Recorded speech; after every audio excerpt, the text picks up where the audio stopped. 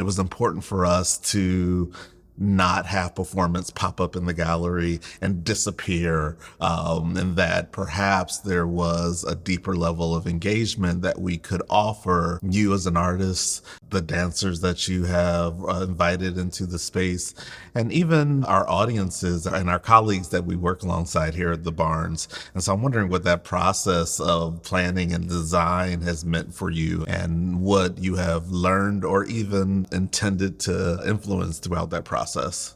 Yeah, no, I think for sure. And I think it goes back to this idea of being intersectional, and also this idea of being, collaborative, right? I think for me, I was, I didn't want to come in and make a performance and then leave. I wanted it to have like a trace. So I really wanted it to be an intervention and a dialogue. And so thinking through that, like I as an artist make performance. I'm a former dancer, but I also make sculpture and I also make other forms of visual materials.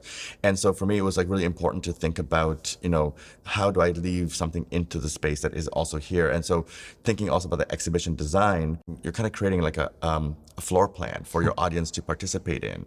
And so for me, the audience is also, a dancer. They're also, doing something in the space. So when the performers who are trained are doing something very specific, the audience also is being given that kind of like acknowledgement that they're in the space. So they're kind of are dancing. So like these pathways, kind of create arteries for movement. And so for me, that is also part of it. So I was really excited that, we had that kind of opportunity to talk to Yamu, to kind of like work together, to kind of think like, oh, if people walk this way, or, what happens here, or even like, more logistical things like, the carpet, the tapestry, the soft sculpture that I created, which becomes an altar or a stage for the dancers.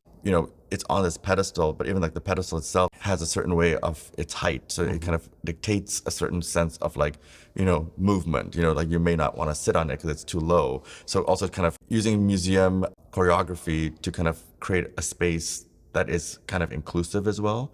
I think for me, it's a different way of working. It's an exciting way of working for me. Being able to work with and a museum exhibition designer to kind of have a sense of like, coloration of walls, to think about, like the colors of the pedestals that will then also complement, the carpet. And like, I think going back to Edmondson's yard and the garden, like this becomes a sculpture garden. Yeah. Well, as soon as my dancers walked in, they're like, this feels like a garden. Yeah. And I was like so happy when I heard that. I was like, yes, this was the intention. This was the intention. And, but it creates a playground as well.